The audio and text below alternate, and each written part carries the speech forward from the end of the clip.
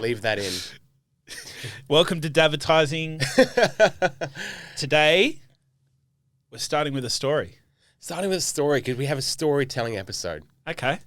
Tell me a story, Alex. All right. I'll start this off by saying we at Dadvertising do not condone taking drugs or narcotics of any sort. Or do we? Depends. Probably if it grows in the ground, it's fine. Everything grows in the ground, though. No, I don't think methamphetamine grows in the ground. Well, it starts with the cacao plant or whatever it's called. That's cocaine does. Oh, sorry, methamphetamine. Oh, like as in ice. You know in Breaking Bad, you've seen Breaking Bad, Yes. they're making stuff. Yeah, It's cooking. Okay, it's chemicals. Anyway, this isn't a methamphetamine story. But I was just thinking about it today, and I was like, I don't know why it came to my head, but it's a funny story to tell on the podcast, right? When I was about 21, we went to Ibiza, or Ibiza, as they would say, depending. This is me and my mates. After they finished uni, I finished my trade as a chef. We went to Europe for like 2 months, me and the boys, and we went to Ibiza, which is obviously a party central. Everyone's staying up all night raving. We had tickets to go and see Skrillex, and we had tickets to go and see, not Avicii, I'm going to say like Porter Robinson, or one of these big like rave DJs at the time. And hand on heart, I wasn't interested in any chemical stimulants. But the men I was with were, and I won't name drop them. We went to, we did some fishing to find out where we could get them.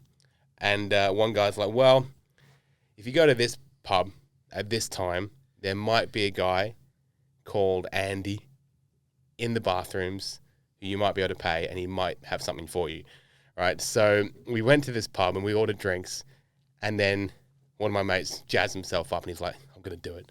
I'm going to go in and I'm going to, I'm going to buy some stuff in the bathrooms. And so he went in, and then he came out like 10 minutes later, and he's got this like big roll of toilet paper. And he's sitting down at the table and kind of like slowly unwrapping it. And as he's unraveling it, there's just like nothing inside. And he keeps digging and there's just nothing there. And he's like, wait, what's happened? And we asked the pub man who directed us to it, where's this Andy guy? And he's like, he's in that bathroom over there, pointing to the opposite direction to where my friend has gone. And I don't know if you've ever been to Europe, Alan, but sometimes in Europe, you have people in the bathrooms called bathroom attendants who are in there specifically to take $1 and they give you a spritz of cologne. They give you a hand towel. Really? It's usually like some sort of, retiree, it's kind of like a very, very minimum wage, thing, a few bucks a day. And they're just in there and they'll give you a spritz of cologne or whatever, hang you some hand towels. It's just like you pay them, but you don't need to. Oh, really? So my friend has gone in and thought that this man was Andy, who would give him something in return for his money. And he's given this bathroom attendant 200 euros and received a hand towel in return, and come out. And then he's had to sheepishly go back in and say to this man, whose life would have been changed by this money, I need my money back. And he went and spent it on the real man. I think he left him some money. But that story came to my head this morning. Oh. And it just makes me sad and laugh every time, because I was just watching the whole thing. I don't like that style of stimulant. Always a bit nervous about what's in it. Yeah. So it was really funny to see my friends get screwed over when they were trying to buy stuff like that. And I just I feel bad about it, even though it wasn't my fault. I've actually got a very similar story, but for the sake of not painting, because I have used recreational drugs and other things, so for the sake of this story, I'm not going to say the whole thing, but yes. I have been gypped before, but not in the same way, and it wasn't in Europe either. Not to the point of handing a man who makes I got basically, to cut without going too much into detail, I got handed some vitamin C tablets instead of what I thought was going to be something else. But yes, there you go. That's a little insight into. I've been sober now for 4 years. Yeah. Because I knew I had a problem, and everything else as well. But that was in a suburb in Queensland somewhere. Yeah. Which will not name named. But yeah, I embarrassed myself, and the people I was with absolutely paid me out for receiving some vitamin C tablets instead of what I thought it was going to be. So fair enough. There you go. Fair enough. Well, you paid good money for a good lesson. Yeah, absolutely. It's not the most honest trade. You know? I'd say it goes like, drug dealers and then potentially sort of pharmaceutical salesmen. Yep. Basically the same thing. And then the coaching industry. Yep. As for liars, Yeah. like coaches are just behind big pharma in how much they lie to people about their results. So, storytelling. The reason we're telling storytelling is because our job as marketers is to generate attention from a cold audience or a warm audience for our clients. And a lot of sort of more amateur marketers understandably just go, here's what I do, here's how it helps you, here's a free product, whatever, enjoy. But when you get down to the level of personal branding that we work on, where you've got someone who's like the face of a business, storytelling is what really draws people in. 100%. And that's what we want to talk about today. And I think it's so obvious these days in like the immersion of all these sort of biopics, like movies about Steve Jobs, movies about the founder of Macca's, origin stories. Yeah. Like they're so interesting and you really connect to a brand through story. Yeah. So much more than just like what the shoes are made of. Yeah. That sort of thing. And you know what's really cool about this topic is a lot of people get lost because it's sort of like, well, I don't want to be like, especially for coaches who really do need to like their life and either their results or, the people that they work with are these stories that they need to tell. What people sometimes get caught up in and a little bit stuck on is, well, do I want to be talking about myself all the time? And it's sort of like, where's the balance of actually giving value to someone versus just sharing a story because it feels good and it strokes my ego to talk about something that I've done, right? Where's that balance of actually giving value? Because at the end of the day, the thing that people who are listening need to remember is that people only care about themselves. Yes. Right?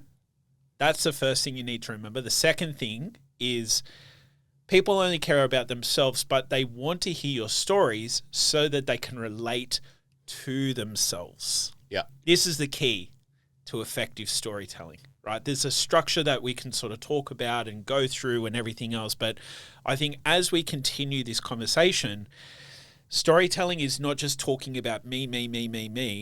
There are going to be elements of your perspective and your life and your experiences and your reflections and all of the above that are going to come through your verbatim, your conversation, your message, or your story. Mm-hmm. But it needs to, the thing that, especially when we're talking about marketing, it needs to not only add value, but it needs to allow someone to reflect on their own situation and circumstances. Yeah, there's many, and it depends on what you're using the story for. Yeah. So in the short form video content you make, some of it is just for branding, for awareness. Yeah. And that's when a story having some form of entertainment value is good. A lot of the stories we do together is entertainment value. Like, the story of me falling through a roof, and then the other story of me falling through a roof, kind of a bit entertainment value. Other ones, when it's more in like a sort of lead generation space, it's got to have a reason to it. And I've got a good formula which I share in a minute, which is how I believe that we can really tell a story in a way to generate good leads. Yep. But I think that on what you just said, it just needs to offer something more than just being a story about you. And I think Grant Cardone's a really good example. Yep. Because Grant Cardone, there's two stories that come to mind. One of them, on one level, is he tells the story about how he bought his private jet in cash. I don't know if you've seen that story, but he's like, I had my accountant call me one year and it's like December, the 5 days before taxes due, like, you've got a massive problem, a massive tax problem. And he's like, well, what can we do about it? He's like, you got to write off like $100 million in the next week. And so he bought a private jet with cash. And that's a baller story. And that's so unrelatable. It's just kind of like a funny story. And the point of that one is to show how much money he's got. It's entertaining, it's brazen, it's funny. That's branding and awareness. But at the other end of it, he does tell stories about how he was in his, mid to late 20s, where some people think they should have their life figured out. And he was just getting started as a car salesman. He was, trying to get sober from drugs. He was a bit of a loser. Yeah. And those stories are really important because it lets people be in your shoes. Yeah. And then they start to see a bit of themselves in you and vice versa, which you don't get from the people we were speaking about kind of a few weeks ago who are just always hammering on about how great their life is. Yeah. Those people, you watch them, but you never connect with them. Yeah. But when you get people who are a bit deep, and I think that's why no one gives a shit about celebrities really anymore. And they flock to YouTubers so much more because you know more about their life and their family and their problems, and following like a vlog is like storytelling. Yeah.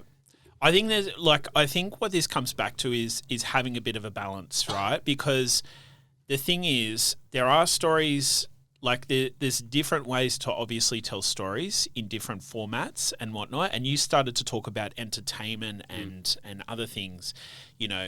I like when we work with someone, we have some content pillars that we like to try and focus on.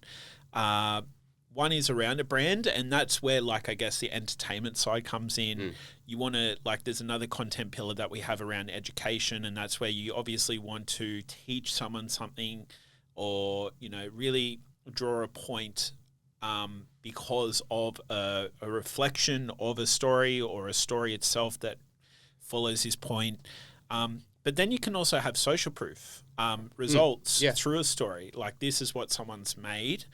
And I think, just like everything, if you only tell one type of story all the time, it can get quite boring. Yes. And it can get quite, you need to keep it fresh. You need to change. You need to think about what you're sharing, how you're sharing it.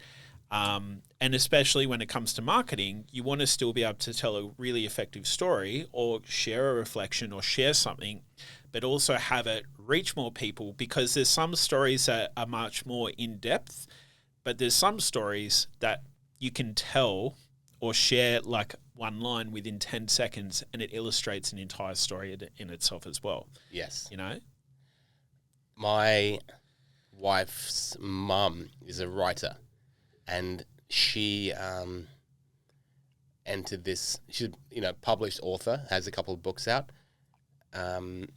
Shout out Marzipan and Magnolias. Marzipan and Magnolias.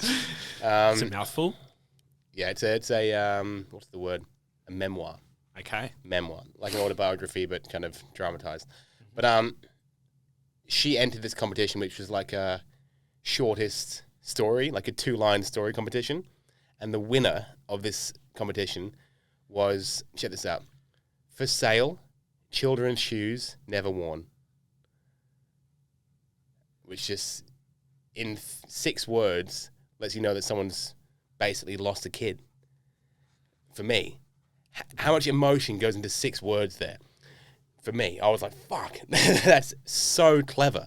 And because I wrote one and mine wasn't as good. Yeah. But mine was, it was something about a donkey dressed for church, slips in mud, ruined. That sort of thing. And it was like an absurdity story. But either way, for sale, children's shoes never worn is great. Is nuts. Yeah. It's a 3-second story. And then you can get to, 3-hour, 9-hour epics like Lord of the Rings. But in a marketing sense, right, the formula we generally try and use, and this is more for ads, right, because you're right, you can't hammer on about the same story over and over again, but the difference between organic content, where you need fresh ideas every couple of days, and an ad where you have one that has months in it, is that, it's exactly that. It's like how the longevity of that story And so generally what we try and do with a lead gen ad, specifically with like something where you've got,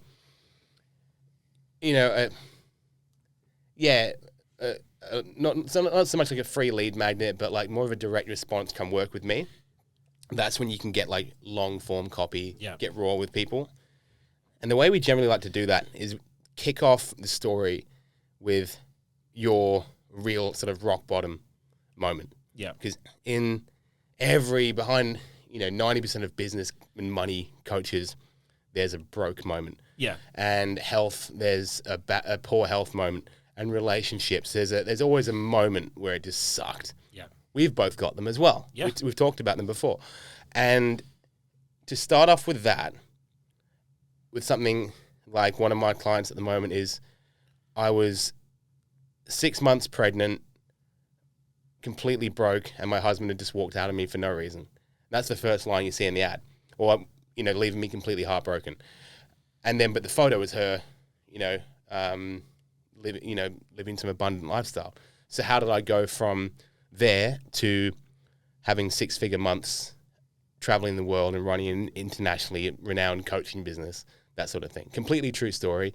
But that first 3 lines really hooks you in. Yeah. Because it shows you that, horrible position. And what we're trying to do is basically hook people in by saying, like, especially for the female market, this is a story and what happens next. It's kind of like the what you get on the front cover of a book, or the back cover of a book, the back cover blurb of a book, like a small town, a feisty accountant and a fucking farmer, everything's perfect until a body is discovered, underneath the windmill. And it's like, okay, I get it. And so what we're trying to hook people in with that.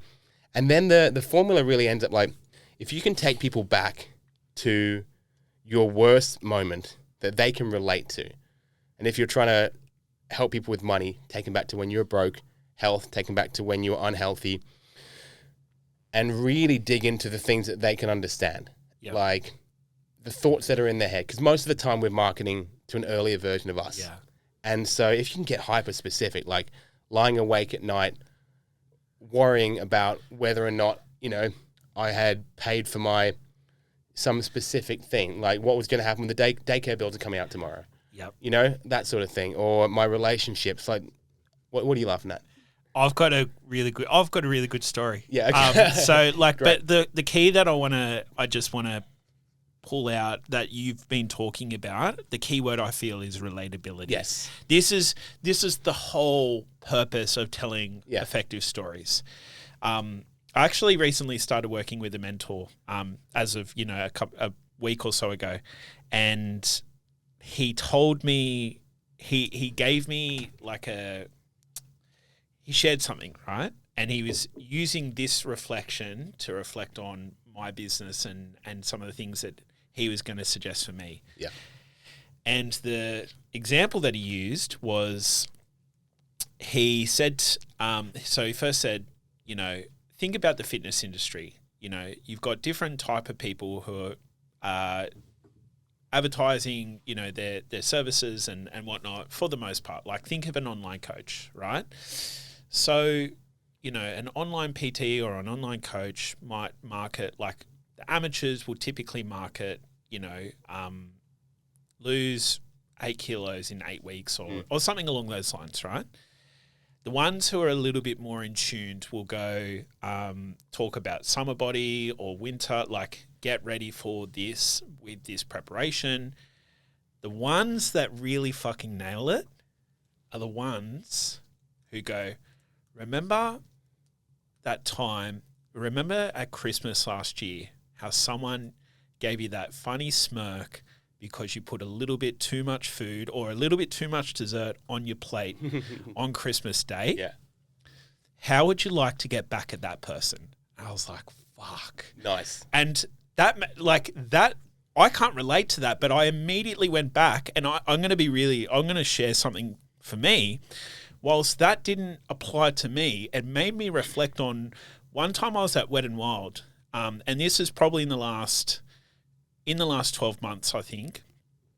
I was at Wet n Wild with my nephews, and at Wet n Wild in the Gold Coast, they have scales, because if you weigh a certain amount, you can't get on rides.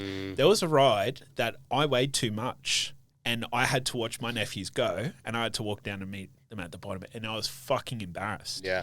And it's part of the reason why I've like really worked on myself. Like that fucking haunts me. Yeah, that moment. Like that is fucking embarrassing. Yeah. But if you can, like the fact and sort of like this guy then brought it back to my business and helped me to realize a few things that I'm doing and things that I'm going to be focusing on. But the purpose of this story is all around relatability. If you can really nail that relatable part to a person and almost drive the knife and twist and really find that pain point with the solution that you have to offer, this is where the real gold is in a story. That's a really good story. And 100%. That is mega painful moment for someone. Yep. And so in marketing, you kind of do need to dig into people's uncomfortable shit, challenge 100%. them a bit. But because from a caring place, and it's kind of like, if you start off, and really the journey you want to take them on is grab them with one sort of line that encapsulates as much of it as possible, the journey, then dig into that shitty current reality that they're in by showing them how bad it got for you, and line after line, just going further in. And for that story, just then, the shame as I walked past the line of people, queuing up for the ride, looking at their eyes, darting down to my stomach and back up, that sort of thing. Watching my nephews go off without me while all of the other dads got on, and then digging further and further in. But then, until I found, then I stumbled upon a group of people speaking about, the diet that you're on now, whatever it is. And then slowly I dug myself out. On day 7, I felt like this. On day 30, I felt like I started to see changes, and my wife noticed that my body was different. And on day 90, I went back to that fucking ride and got on again, that sort of thing. And it was shit. But the whole point was, and the ride was shit, but the feeling was like no other. The journey. Exactly. And so if you can then take them on, this is how bad it got. I get it. I've been there. But then I found this solution. Yeah. And now I'm living this amazing life that they want. Yeah. And then you present that solution to them. Yeah. Click below for more info. That's all it is. You're just bridging the gap between where they are now, where they want to be, and positioning your product as the solution. Yeah. But you're actually getting them emotionally invested, because usually we're selling something that is, a little higher priced. Yeah. In the sort of the hundreds or thousands of dollars. You don't necessarily need to do it with a t-shirt, but if you did, you're going to sell that t-shirt as well. 100%. So it works in all senses, and that's why Gary Vee was always talking about document the journey. Yeah. And that's why those, like the Vegemite thing, and all these day 1, day 2 on Instagram, these things are crushing. It's all storytelling. It's all about the journey. People love the journey because they see themselves in it. Absolutely. They want to relate. They want to connect. Yeah, they want to connect. And the moment you can have them connect through your story, you can really, you can have a connection above and beyond anything else. Yeah. And I actually had this. So there was a video that I shared the other day. I was here in Manly. Actually, I was doing some filming probably about a month or so ago, just before I left for the US, actually. And I shared a story about mistakes and how how you react to mistakes is more important than the mistake itself. Mm-hmm. And that then had someone, like a lead, reach out, and the call that we had was so profound, like above and beyond how, like, she came through like our Insta DMs from like, hey, I've been watching your content and love to know more. But it all came off the back of a story, and had like the story about making mistakes has nothing to do with like how to do effective video content. She really just connected with me as a person. And then, you know, we've gone through an audit. Like, we haven't finalized, like at this very moment, we haven't finalized the details, but it looks like we're going to be doing something together. And regardless of whether we do something together or not, this is the beauty of effective storytelling, is people can relate in some way, shape or form. Like, even though, you know, again, my mentor, like the person who I mentioned, I didn't relate to that example. I can sort of see that example, but then it brought me back to my own. Yeah. And if I said, like, if I said to you, Alex, you know, business is a roller coaster. You go up and you go down. And if I was to tell you about a situation where I have gone down to, like, I've woken up at 3:30 in the morning, hopped on a plane at 6 a.m. to go down from Sydney to Melbourne, rocked up at a client's house, knocked on their door, and they've then opened the door and said, "Are we filming today?" It's like, if I told you that story and then asked you the question, do you have something in business that you can relate to? Can you think of a story? Where you've just looked at yourself and gone, fuck, life is shit. What the fuck? Yeah. Well, I mean, suppose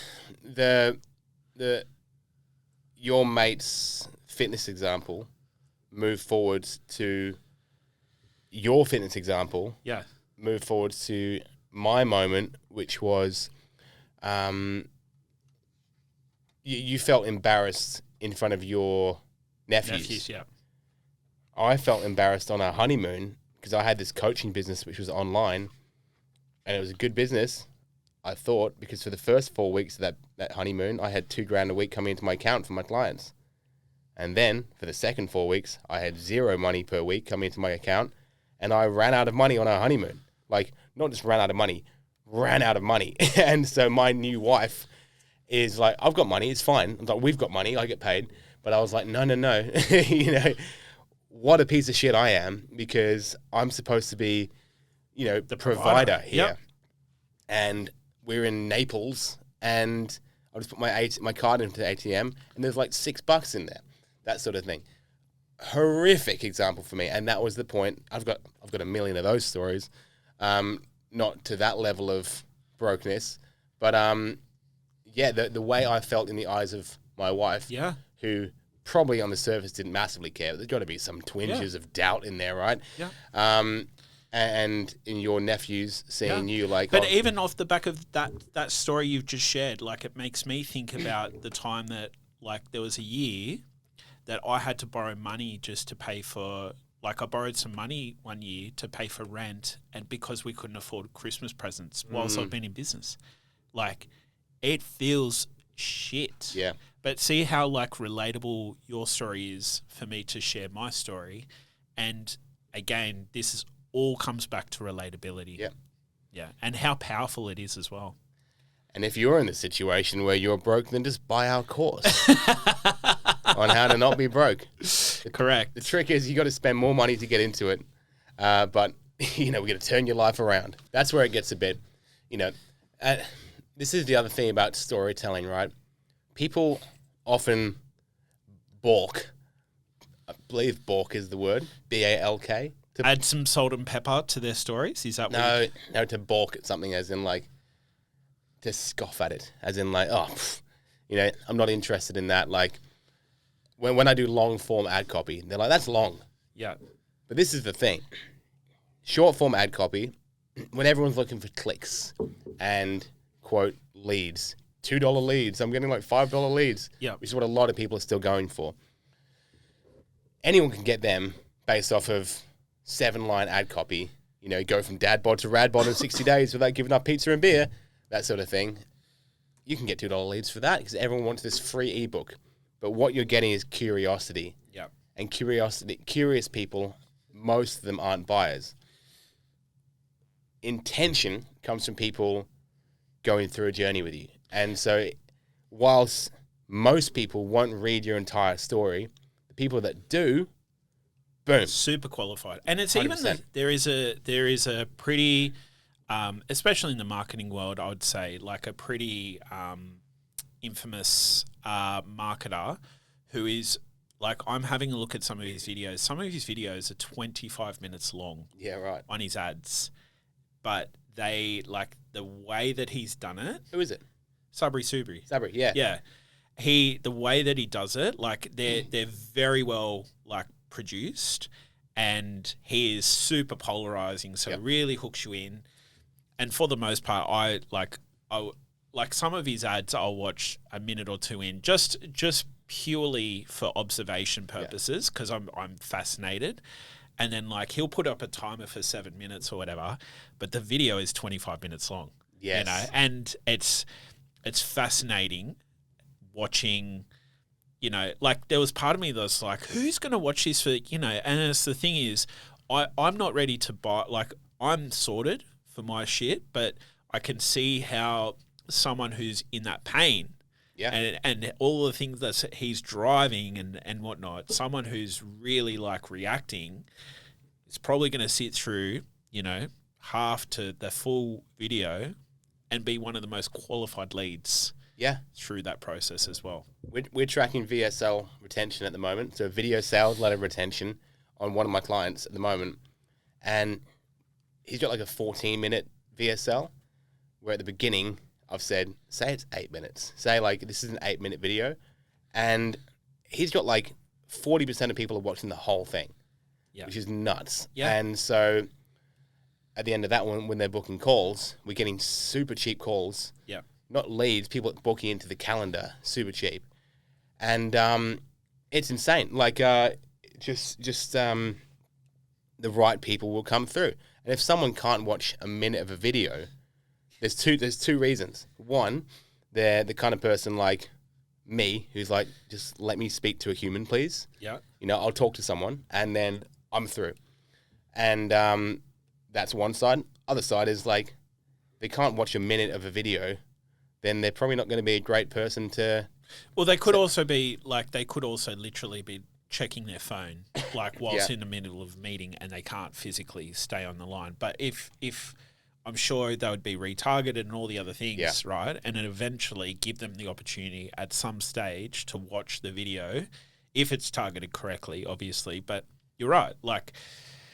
And that's the thing, it's you're not trying to hit everyone. Like, not everyone's going to relate to your story. Not everyone is going to really obviously watch and whatnot. But this is where I think it pays to really get in tune with who it is that you serve. Yeah. And what does actually relate to them. Is it like... Maybe it's not as technical as you think. Maybe it is just the fact that you're a business owner and they can relate as a business owner themselves. Maybe it is to do, like, it should obviously be about your craft and the results and all those other things. But people just want to, like, at the end of the day, like, I don't necessarily think that people need to like you, but they need to respect your process or respect your system, even if they don't like you. Like, so the whole know, like, and trust, I do think that they need to be able to definitely trust that you can get them the results.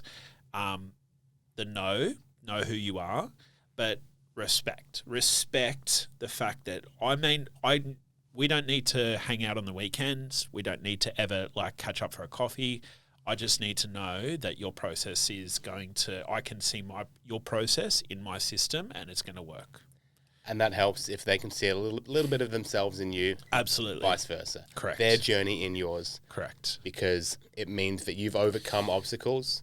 Yeah. And now you've walked that path. You've beaten that path before. The reason we've both got mentors or whatever, it's just someone has beaten that path before. Yeah. Even if it's not exactly the same.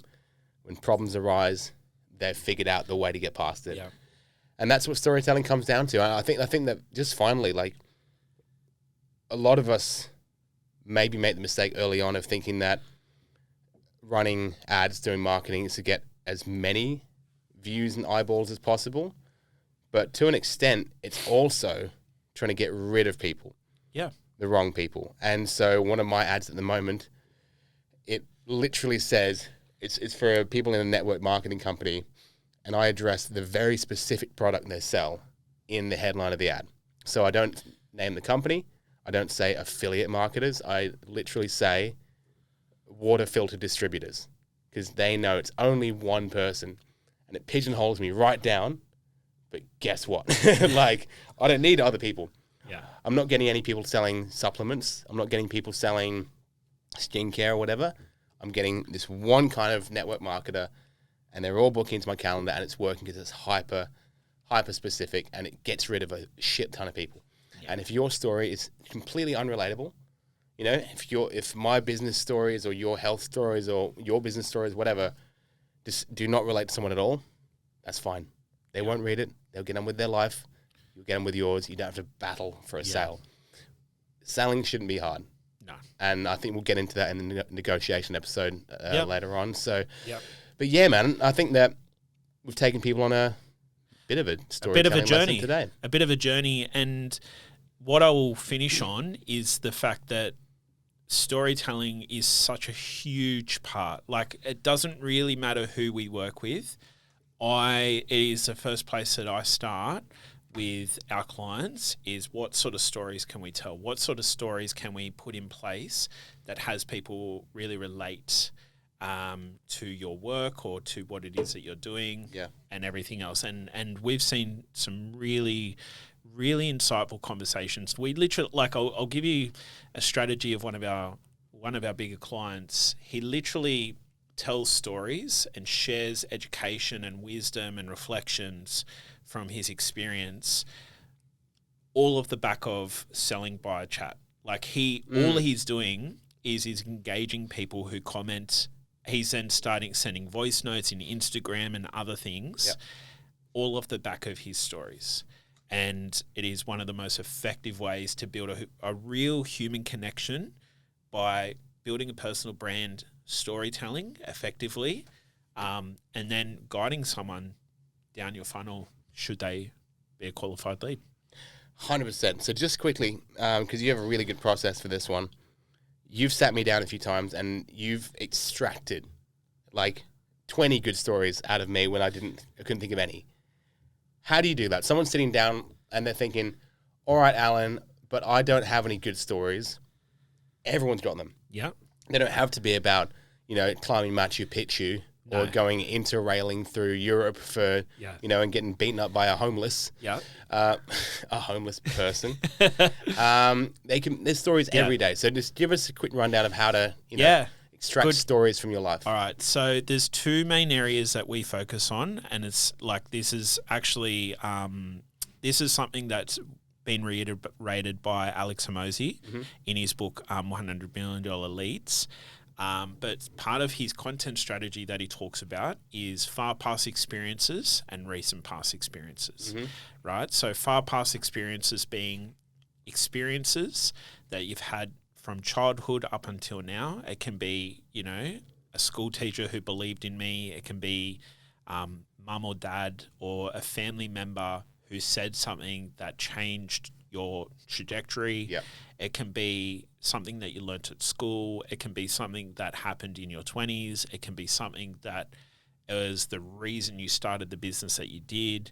And if someone doesn't already have some stories after I explain what I've just shared, I then share some of my own stories. Yes. So like, an example, and I've shared this in a video, is one of the reasons, there was a stage where I wanted to become a videographer for the Panthers, and I went on a journey and realized I don't want that, mainly because the pay was shit, and the amount of travel, and also I had 2 kids and it just wasn't going to work. The pay and the passion just didn't match, and I also then realized after I was devastated after, because I was thinking, this is shit, it doesn't make sense. And then after I started my business, I was thankful that it didn't work out, because I actually understood that the type of work that I do now is much better. And if I hadn't gone through that experience, I wouldn't know what I know now and gone down the path that I have. Yeah. And so that's obviously, that's a story all about just my own experience in business. And people can usually have like 1 or 2 stories. I can relate to that. You know, like Yes. you know, I shared something, you then shared something, I shared something, you then shared something. So it's a little technique that I do on how to, like, sometimes it's just about talking to people or listening or even watching a movie. Like, think about some of your favorite movies. And Chicken Run. I don't know Chicken Run. I know of the movie, but I haven't seen it. But you think about, like, Shark Tale. some of my favorite movies are Batman, Yeah. like the Batman movies, The Dark Knight. I really like Inception. There's a few others like that. Pure really, Nolan. Just yeah, all Christopher Nolan. Yeah, I love. Yeah, you can tell. Yeah. But there's different story. Yeah. Like, I think you can get a lot of inspiration from movies and things like that. But I think the most important part is that you may not always be in a position to think clearly at every time of the day. That's where it's really important to make sure you do have a process. Like, so for example, I typically walk in the mornings. That is the best thinking time. And it's one of the reasons why I typically don't listen to music or a podcast unless I'm like, I'm done thinking. Yeah. I'm good to, like, listen to something now. Love it. Like, I will spend typically the first half an hour to hour, because it's roughly an hour and a half walk, but I will spend the first half an hour to an hour in complete silence, just walking, thinking about different things and keeping a note or a journal or whatever, because that preparation time is some of the best. Like, here's the secret to working, like us working with our clients, is that it is never me coming up with an idea. It is always a client coming up with an idea and me helping to flesh it out and help them structuring it out. Yeah. That is the perfect, like, that is the ultimate collaboration between client and us on how we tell effective stories with our clients.